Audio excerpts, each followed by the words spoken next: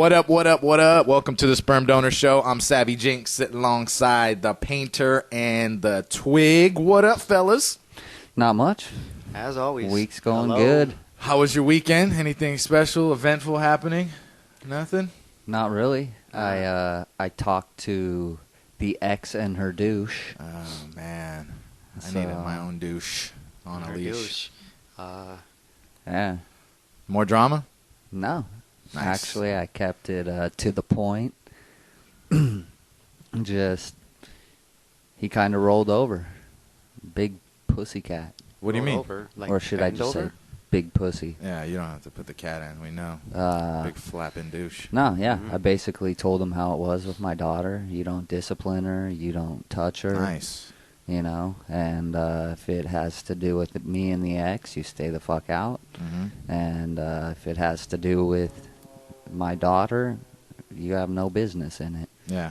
And at the end of that conversation, he was just like, "Oh, well, thanks for coming to me that way." And Was this face put to out- face? Yeah. Yeah, eyeball to eyeball. The funniest It's thing. way different because I know you guys have gotten into a couple different confrontations when you were on the phone, and he's a big man when he's on the other side of the city talking Yeah. shit on a phone. Anybody but when it's can face be. to face, and not that Twig, you're like an imposing figure or a mean guy or anything, but it's a lot different to look someone in the eye and let them know what the fuck is going on, because then you see how he just peels like an onion. Yeah, I mean, The funniest part of the whole Unraveled him. conversation was when I pulled up, I asked my ex. I was like, "Hey, could I talk to you and douche?" And Oh. she's all, "Are you gonna be civil?" I was like, civil. "Whatever, just go get him." Oh, so you and talk to both of them at the same time? Not Yeah. just, it wasn't a one-on-one? no, and Not like you have a history of violence. exactly. What are you talking about? Right, I mean, And that's the thing is she's just Well, you can't even cuss at somebody anymore without someone getting their panties all in a bunch. she gets all What the tripped fuck? out because she thinks she knows me, and she doesn't anymore. We ended the last show talking about that, how people change every 7 years or so. Yeah. And I think you're on the cusp of your change cycle. that's right. I am. Or I'm you already 34. hit it, and now you're moving on to a different one. Well, I'm growing into it right He's not now. a tadpole anymore. He's You know? going through his metamorphosis. Mhm. Soon you'll be a full-fledged frog. I am a frog. Horny Rabbit. toad. Rabbit. Yeah. So, I mean, the tone just completely changed, and he's like, "Thanks for coming to me like that, Twig." And he put out his hand. and we That's shook what I was going to hands. ask, if there was a handshake, because that's always like, a seal the deal type of thing, supposed to Well, that's sending you awesome. on your merry way. That's awesome. It's like you took the whole Zen approach to it. Oh, yeah. Yeah, Don't go that's crazy. nice, man. Don't be a pussy. Just right in the middle. Didn't offend anybody. Nope. I was Didn't like, have you to Say know, what you had to say. It's I all don't know. business. I don't know Awesome. how you guys do things here, but, this is what I expect. You didn't have to put your black belt to use, huh?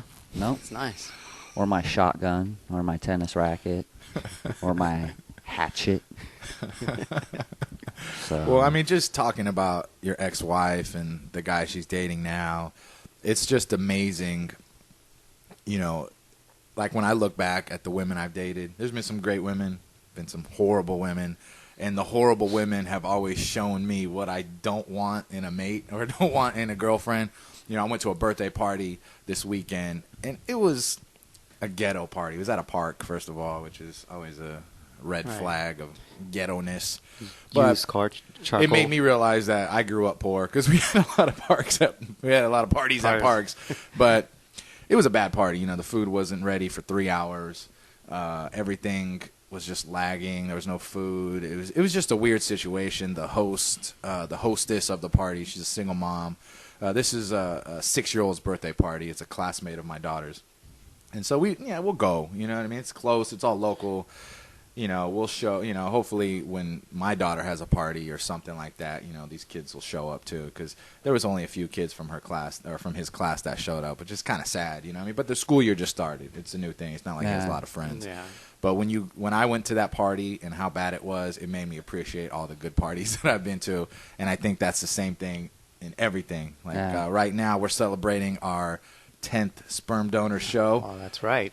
So Would have been lucky number 13. Am I supposed to say yay or woo woo? You don't or have to say something like shit. I'm just drinking some Chardonnay. I'm drinking some wine with my boy. We're celebrating this. As usual. Yeah. These two drunks don't do the show without alcohol. Well, we've only done 3 shows where we were drinking. I mean, so- that's not like if we're always doing yeah, it. but That is a pattern. that's 6 out of 10. 13. We would have had 13 shows if it wasn't for our producer. But, it's a good thing, we got a new one.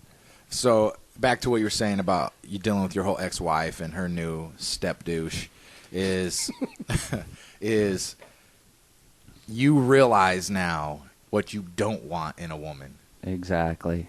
And you can almost shake her hand and be like, thank you. I appreciate you being such a fucking bitch. Because now when next time I go look for a girlfriend, I'm going to pick the exact opposite of you. Thank you very much. I appreciate Well, that's one of the things that I said.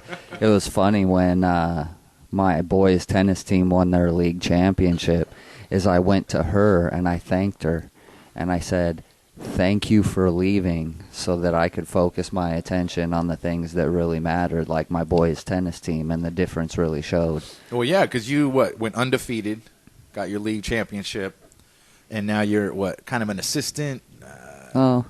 I'm the kind of head assistant the of head the assistant. girls' He tennis gives team. head And to what? girls. This is the first time they made the playoffs in forever? Or I mean, it's been at least 10 years. yeah, this is a And good coach, man. Like They- a Phil Jackson. They took home a league championship as well. Yep. Yeah. Did you read The So- Art of War, Twig? Just I've curious read where The you- Art of All right, there War you go. 3 or 4 times. That says Thanks a to lot. Savvy. Savvy was the one who clued me into that I was? great Yeah. piece of literature.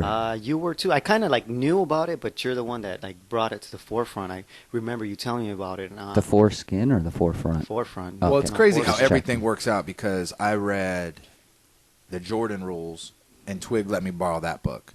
And then inside that book, Phil Jackson was saying, oh, he read The Art of War and all these other books.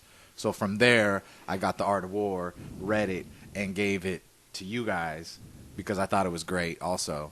Right. And it's just funny how everything is cyclical. It comes right back to you. Yeah, that book is amazing. If you have never read it, whether you're a businessman, a coach, an athlete, A father. a father, a dad, whatever you got going on, this is one of the greatest conflict resolution manuals. Basically, the whole premise of the book is winning.